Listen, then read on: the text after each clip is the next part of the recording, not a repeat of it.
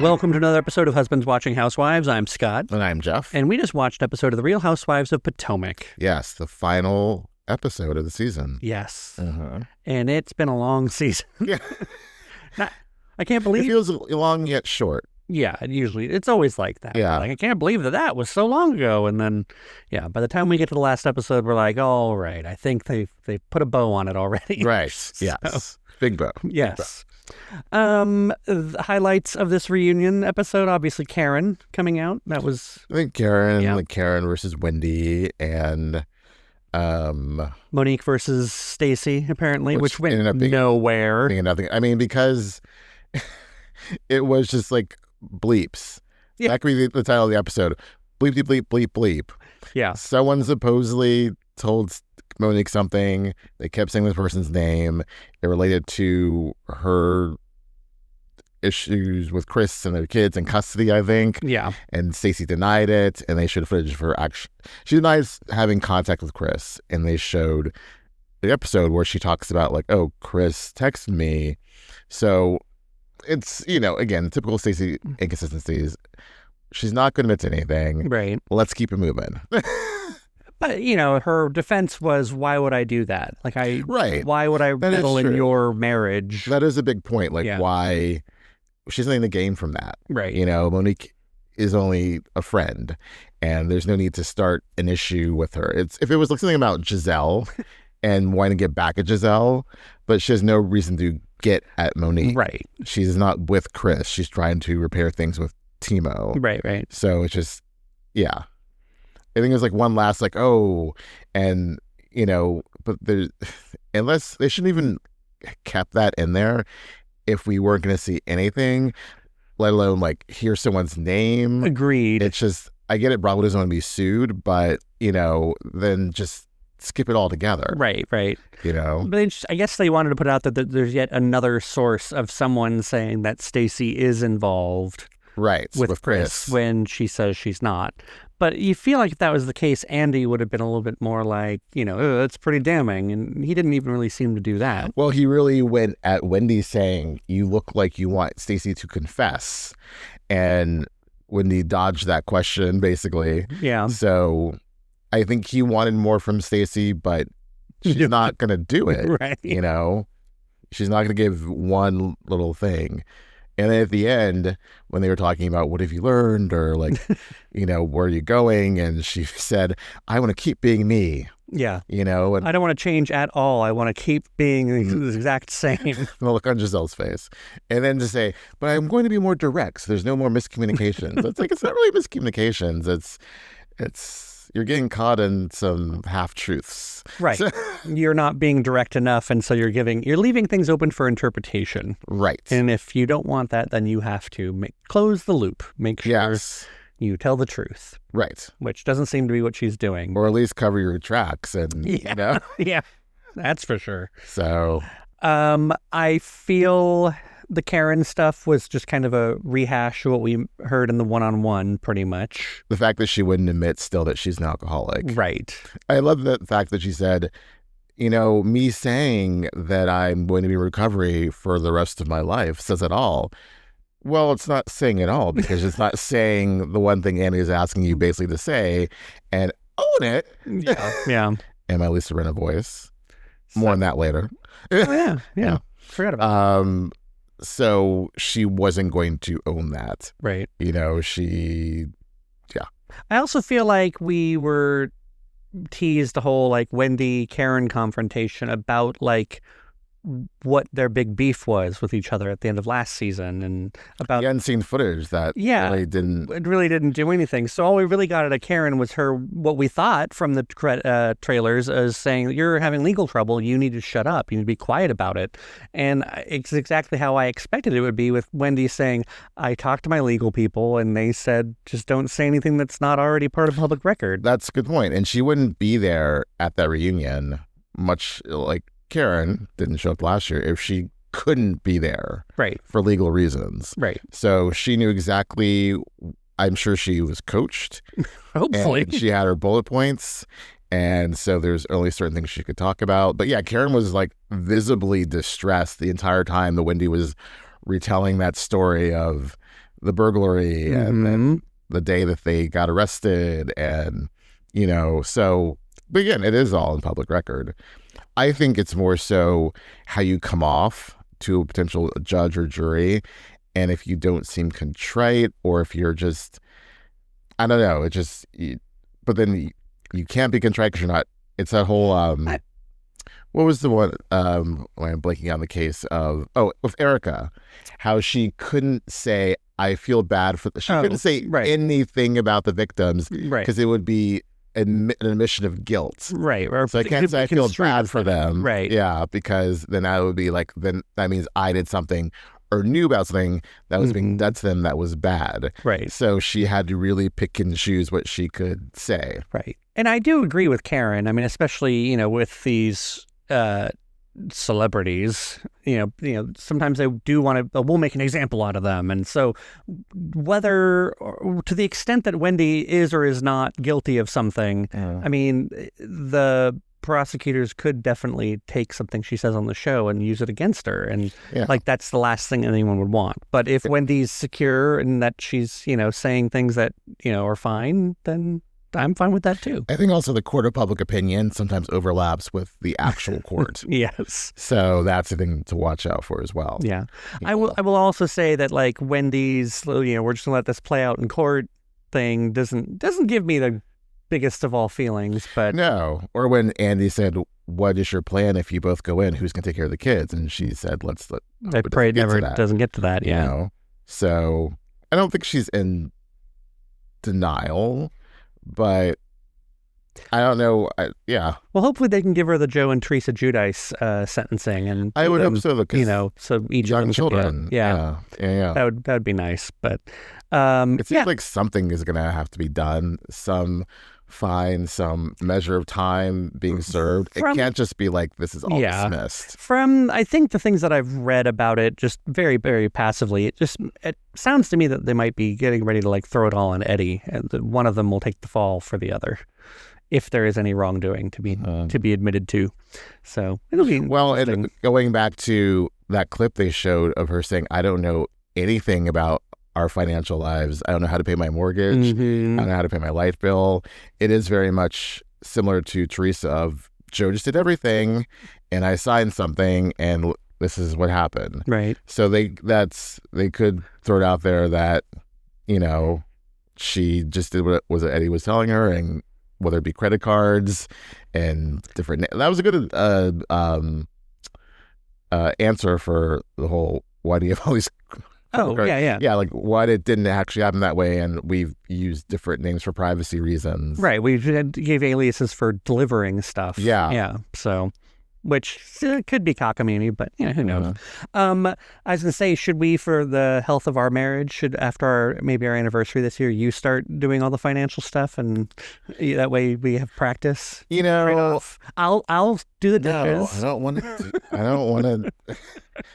I know a lot of things, but you do handle so many things, and I like it that way.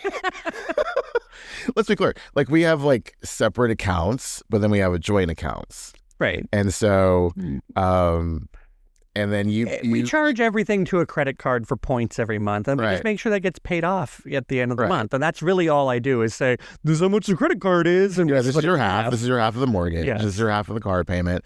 So it's like, it's not as if it's a big pot of money that well, Scott's taking care of it, and I don't know what's in the big pot of money in this account. Like, I know exactly, and I'm never going to let go of my.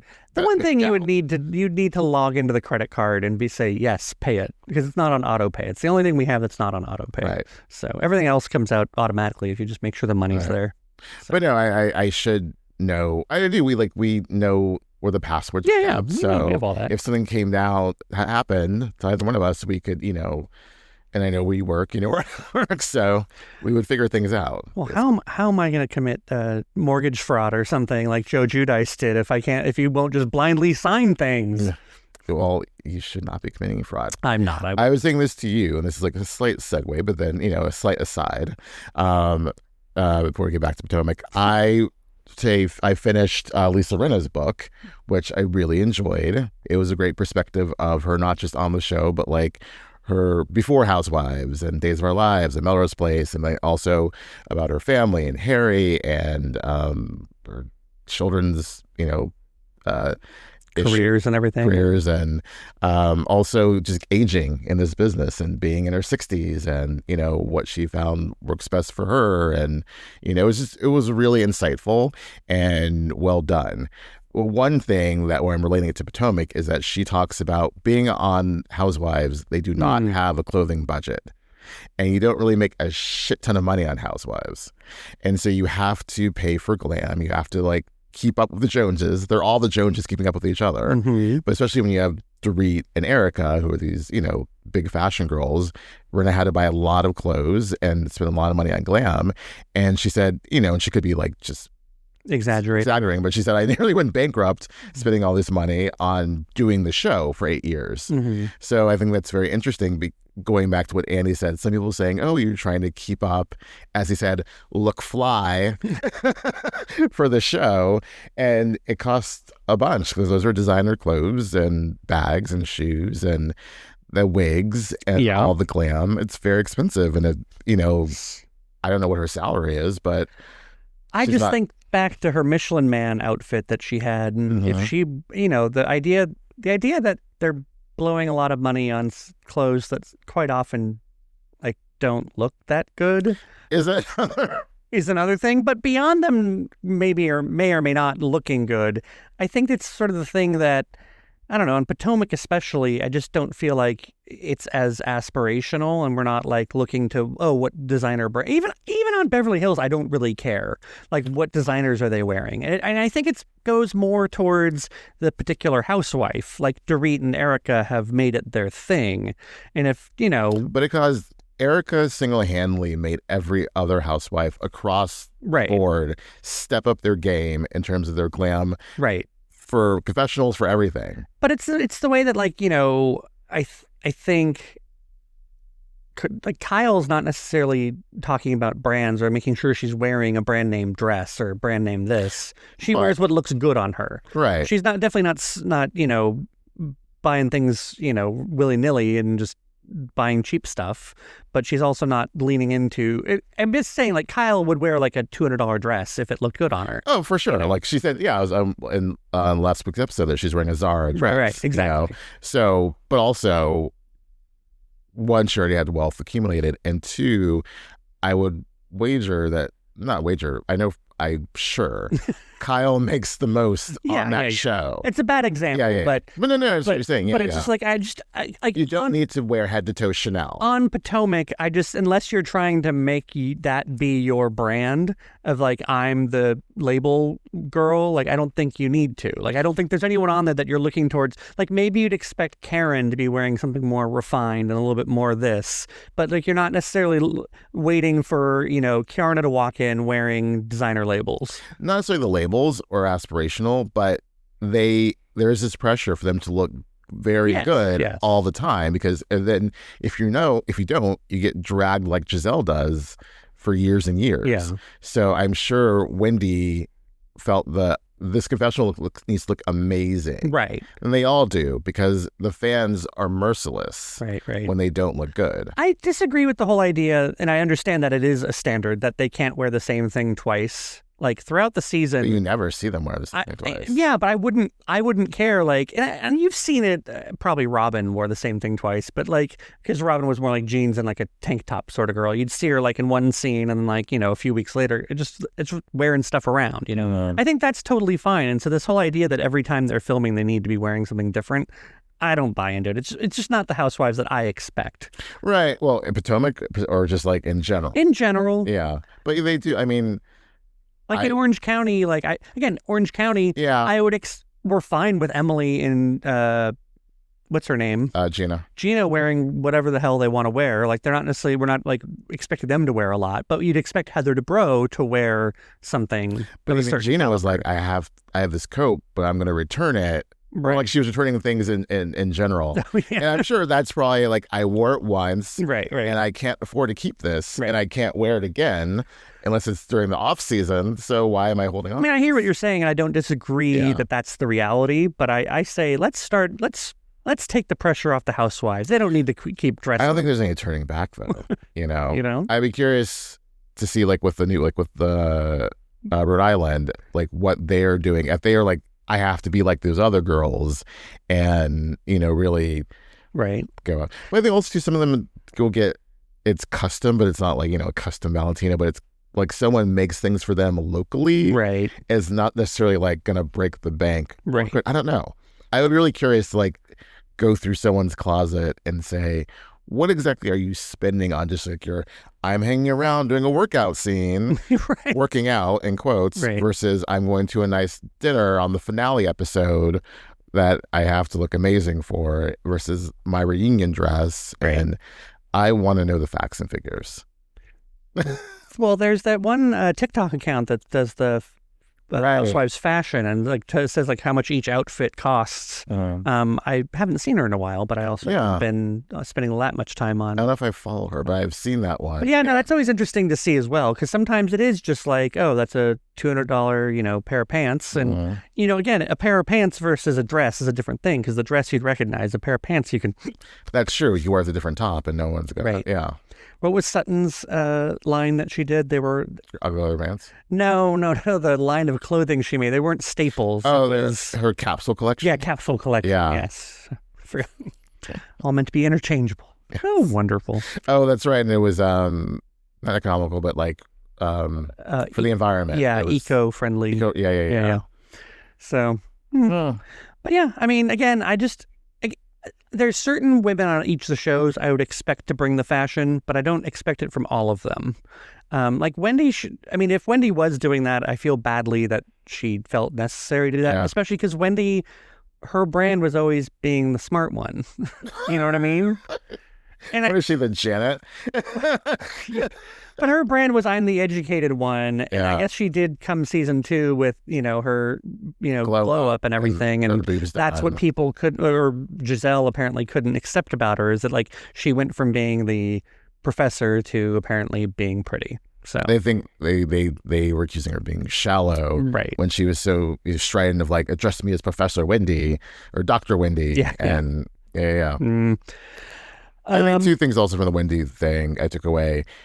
Andy loves him some Wendy, and he is not afraid to say it, and like made her cry, basically saying that, you're so amazing with your education and your culture and your family and your religion, and just really laid it out there. And it was very nice what he said, which then led to the now classic, you hugged every part of me. You give good hugs. You hug every part of me. At BravoCon, you hugged every part of me. So dirty. Like, what does that mean? Like, what? Yeah. So I think it's going to be, if something bad, does come out of this whole Wendy situation, then like, is Andy going to get Tyra Banks to come out and yell at her? Like, we were all rooting for you. Tyra in her trench coat. Oh. Tyra just needs to stay off TV, period. Yeah. I'm sorry, I brought it up. Go scoop some ice cream. I forgot that she said that as part of the documentary. That's what she wants her legacy to be? Yes. Ice cream. Ice cream. Ice cream. Sorry, I forgot how fucking stupid that was. But just like, not my modeling for many years, not the show, not my talk show. Right. Ice cream. Ice cream. Yeah. So that was one thing. Believe and achieve. Achieve. Shoot for the stars. And then the Angel thing, where she said, I was just the whipping boy, and clearly I was the red herring. Angel. A bit of a stretch. And even Ashley was like, that's a reach. Yeah. I mean, I think she was right that she was the whipping, Wendy just didn't like you. It wasn't because she was going through some shit. She just didn't like you. Yeah. Yeah. That would have happened regardless. So, I was like, this is not your scene. When she said that in the package, I was like, oh.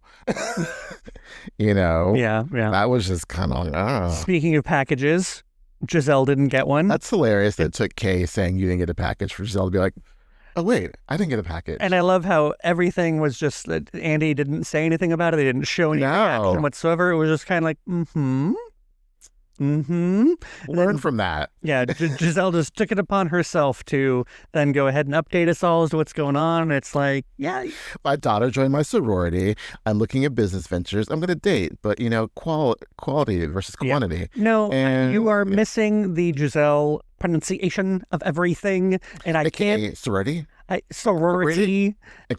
Incorporated into it. I cannot stand when she enunciates her T's like that. It just bugs the crap out of me. I just can't stand it. I can't with her. Just don't want it. I want Gizelle to please stop. It's her brand of speaking. It is her brand. And after 10 years, I'm a little tired. Just a wee bit tired. But yeah, I hope she next season gets a package. That's something that warrants a package. That'd be nice. Yeah. I think it was hard. I think it was some growth for her to admit on camera that she doesn't like new people on the show. And she said that as part of like their what did you learn this season? And she was like that I can be, a little resistant to the new people in the group. And but at least admitting out loud that she doesn't give the new people in the groups like a welcome. Lot of grace. Yeah, a lot of grace. So hopefully now she sees that. Maybe that's what they wanted her, the producers wanted her to find out this season, so she's just going to say it out loud. Like with Robin gone, I realized, Well, between that and the second seat, it's definitely a message of step it up. Right. Ashley too. I think when Ashley said, I've learned that, I need to be more sisterly. And, it's like, yeah, you think? Yeah. So. Anytime they bring the sisterhood up, and I was just like, oh, okay. Well, I mean, I'm not saying not everyone is like this, but sororities can be pretty fucked up. True. Okay, so this sisterhood, and taking for someone also who has 3 sisters, sister could be pretty fucked up too. Okay. Yeah, that's true. And toxic. So she's not off the mark. No, but it's every time they kind of bring up like just the different ways that they talk about being this working friendship, like, oh, this is a sisterhood. And it's like, is it? Or like, I'd rather. It's a trauma bond. Right. Really. Because you've all been through something that's really traumatic. And unique that like not a lot of people get to No one else experience. is going to get it. So I hate you, but it's like, remember that time we were lost in the woods? Yeah. And then they were yelling at us and, still had to get glam and. So yeah, hopefully Ashley and Gizelle both come back next season a little bit stronger. I hope so. And bring it. Like again, I never want anyone to not come back. I just want them to deliver. Just do better. Yeah. Right. I'm not saying Ashley should get fired or demoted, but if you're not really now that you mention it, okay. I mean, no. She'd still be on the show. She's demoted. Can you imagine if like Monique got her spot? Well, someone was pointing out in our comments that Ashley's story has always been about other people. Like, it's never been really about her. Other people. It's either Michael. About her family or Michael. It's never really been about her. And she's always made her stories be about her family around her and never really her. True. And she tried it. She's like, I'm blooming and I got this Josh situation. But then you like screwed over Josh. Right. And then you're floundering. So all of a sudden it's going to your mother's boyfriend's alcoholism and bring your half-sister into it. I guess she's had drama with the other women in every season, but it's usually surrounding the things that happened with Michael or when it's not that. The personal story was always Michael from the get-go. But I say that as though anyone else's personal story is all that riveting either. It's like, I really don't need Gizelle and her kids. Well, that's true. And Stacey with her... I don't need that either. Yeah. Like, the whole idea of Tia and her sister, didn't need that. I don't need Kiara and Greg. So I do want the interaction between the women, but, you have to be able to be reasonable about that interaction for us to really want to see it go somewhere. Because that's where it's like, if it just be Gizelle hazing the new girl every year, not worried about it. I don't need to see it. If it's just to be Ashley, kind of parroting whatever Gizelle says, not interested. So, the eyes get tired. Yeah. And I think we talked about this last week. It's just a lot of their beef seems to be manufactured. And it's like, I can't follow the thread through all the way. Like I can see, okay, maybe that pissed you off, but why now? How does it involve you? Whatever. So like I'm hoping next season. When Tia said we need to get to the bottom of this, meaning Stacey and her lies or whatever, and how it relates to like Chris Samuels and Monique, are like, I'm like, why do we, by we I mean you, need to get to the bottom of this? Right. Why are you involved? Why are you talking? You know, I know you don't like Stacey, but now you're just piling on to a pile that's already big enough. Right. You know, I would have just kept it quiet. Well, also, can't we just nominate Gizelle as being the mantle of Stacey truth telling? Like, let one person do it. You know, maybe a little tag team action, like with Ashley, exactly. But like, we don't need everyone doing it. But also, isn't it really, especially specifically in this situation, Monique's beef? Yeah, it's her family, right. her custody situation, right. and her whatever. So it doesn't, you know.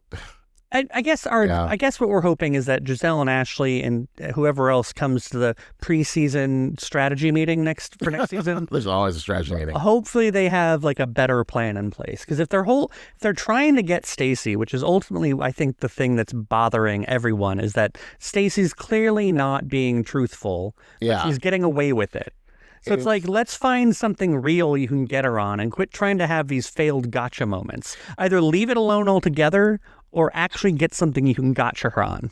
This was definitely an attempted Stacey takedown season, but nothing would stick. Right. So you just, oh no, her potato salad was gross. Like, if that's the worst you can do, then until you show me, I swear I thought that was going to be a sex video or something that Monique was going to show. Until you can show me Stacey booty butt naked in the bed with Chris Samuels, I'm not interested. Or like herself on camera, like on a phone saying, I went on dates with Chris Samuels. Yeah, beyond a shadow of a doubt. Right. This is not AI, although we learned from Scream 7. AI can be very good these days. Don't bring Scream 7 into this whole thing. Don't do it.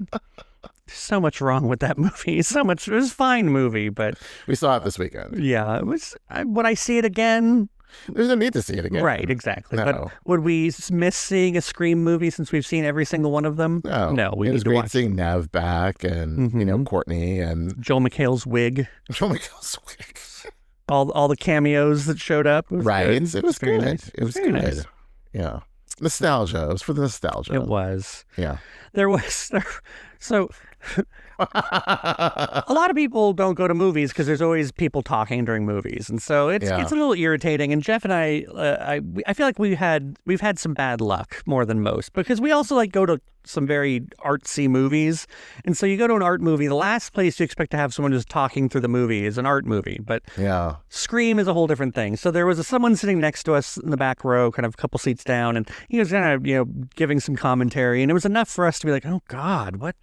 Because it's not a whisper. It was everyone could hear it. Right. You know? But there was one scene in the movie where one of the characters like has a choice of leaving, running away from danger, or opening the door and going towards danger. And so she puts her hand on the doorknob, and Jeff and I both very loudly in the middle of the movie were just like, no. No. Just no. And the guy was just like, oh yeah, no, don't do that. Even the guy next to us is like, laugh. Yeah. So... But it was why are you doing that? It's a very quiet part of the movie, and our very natural reaction was like, no, just don't do that. So we get it. That was fine. But that's the difference between like a horror movie and an art movie and stuff. But also, that was like a one-off, not right. We weren't the whole movie. Yeah. There was someone out at the other end who was like chip-chap-chabbering, and I was like, for crying out loud. I don't need that. Do not need it. But we saw it in Screen. We saw it in Screen X, which is a little disorienting at first, but then you get used to it. My idea with Screen X is like if every movie was like that and you just got used to it, you would just be like, oh, okay, it's a movie. You wouldn't make a difference. So I don't know why everyone is building theaters with Screen X. It's like it doesn't add that much to the movie that make me want to do it, and it doesn't take that much away when it's gone. So I mean, if we'd seen Jurassic Park and Screen X, do you think that would have added to the the dinosaur chase. Not really. You just go, oh, there's some blurry trees in my periphery. It does. It is like, yeah. It's mainly blurred. Bizarre. Yeah. The thing that was weirded out about this is that there were actually scenes where there were like characters off on the side. And it's the first time I'd seen that. When I saw this with whatever other movie, it was just scenery. So I was like, I don't want to know that she's standing over there. That's weird. It was like, why am I seeing like this part of the house that nothing is happening? And I'm like, do I need to look at this part of the house? It's like, no, that's at least for now, they're keeping everything straight on at Screen X movies. One day there'll be like a, murder mystery where the murder happens over here in plain sight, but you were looking. Oh, well, that'll happen someday, I'm sure. Huh. But not on Potomac. No, sorry, back to Potomac. Sorry.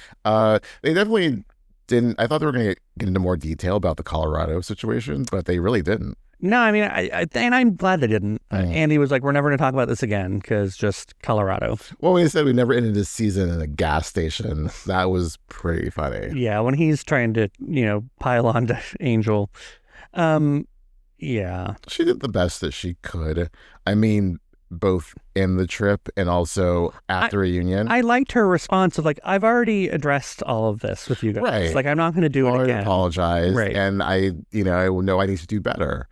And I knew I needed to do better like months ago when this all happened. So, Do you think they're going to give her an opportunity to come back and then they're going to be like, I'll give her a trip? Girls trip redemption arc? No one will ever go on a girls trip with her again. So no, nor would she want to throw a girls trip. But what if they're like, Kiarna's throwing it and they're like, oh, psych, it was really Angel.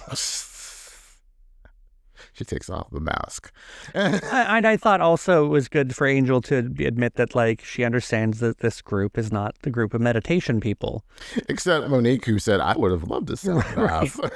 I feel like maybe Angel and Amanda from Beverly Hills should get together and journal and do all sorts of quiet time routines. Monique must journal all the time.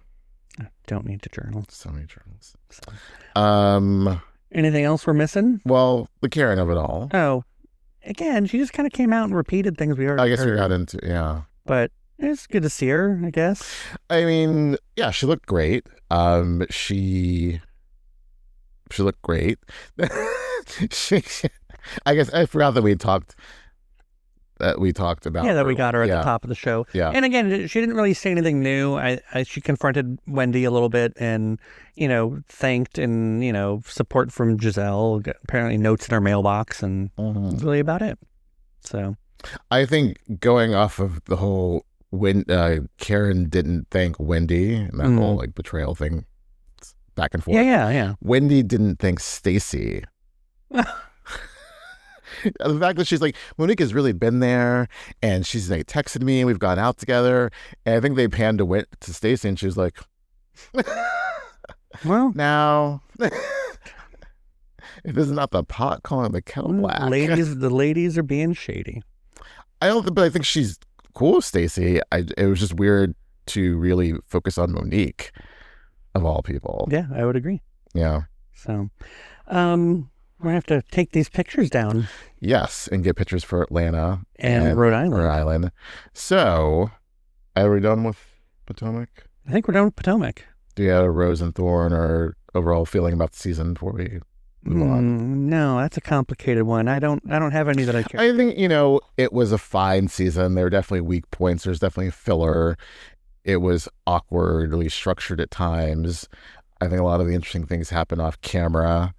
I mean, if you had to choose the worst Housewives episode / season, like overall season of the last like 5 of any franchise, it's not this one. It's got to be the Marlo season of Atlanta, right? Oh, during COVID? Whichever one where Marlo got her peach, and then there's one season. It was 14 and 15. The last one with Marlo was not very good. She planned a trip. And, it was just like this whole... that whole thing was just, I think both seasons, because one was like right in the smack of COVID. It's the smack. He was right smack dab in the middle. Yeah. This one of Potomac was better because I would say that Candace's last season was worse than that, because the whole trying to with NECA, right, and then trying to get what's his face, Candace's husband had me alone in a hotel room, Chris, that whole garbage storyline. So this was better, but I wouldn't say by much. It was, what was bad about it?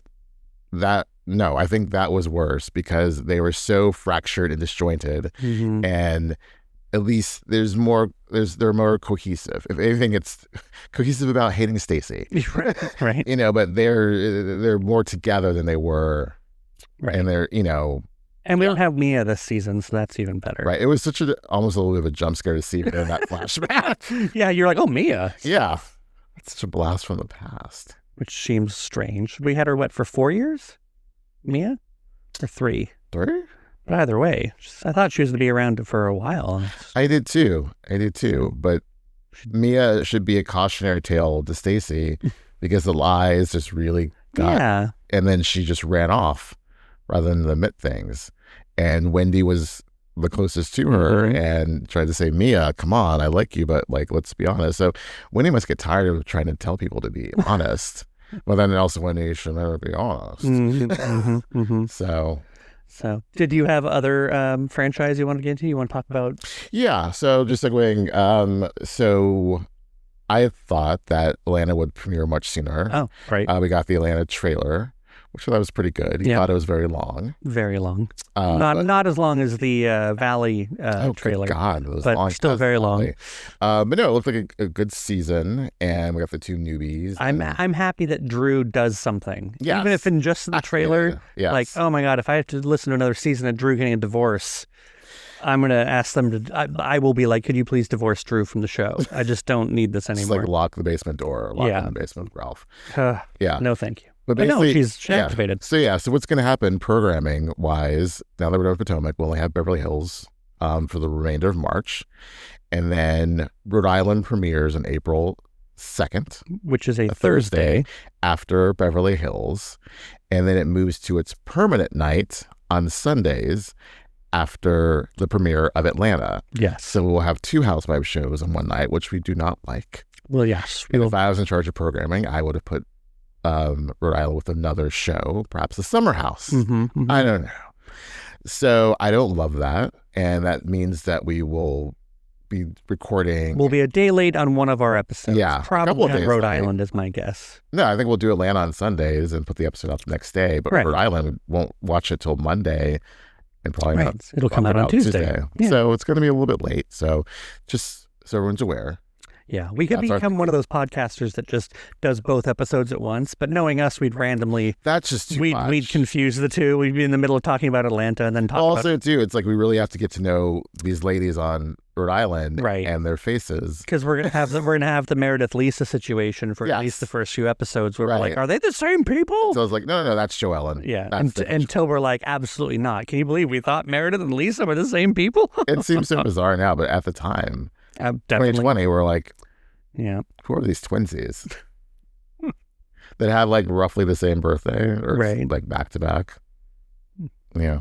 Well, turns out only one of them fucked all of New York, though. Till next time. Till next time.